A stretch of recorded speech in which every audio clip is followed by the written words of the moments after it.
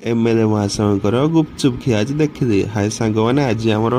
सांस्कृतिक कार्यक्रम प्रथम दिन किंतु एत जाए आमर टेंट भिड़ा है कि माटी पड़नी किसी है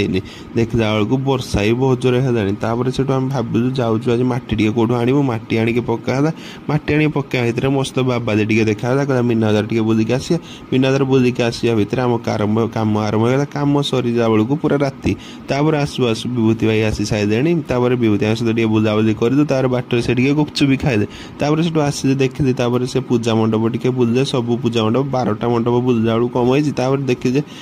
दीप भाई काश गोटे करे गपुंट से देखी आम प्रोग्राम भी आरंभ होलानी समस्ते गेस्ट आसी सारे मुझे आसिले भारी टी आम पूजा आड़े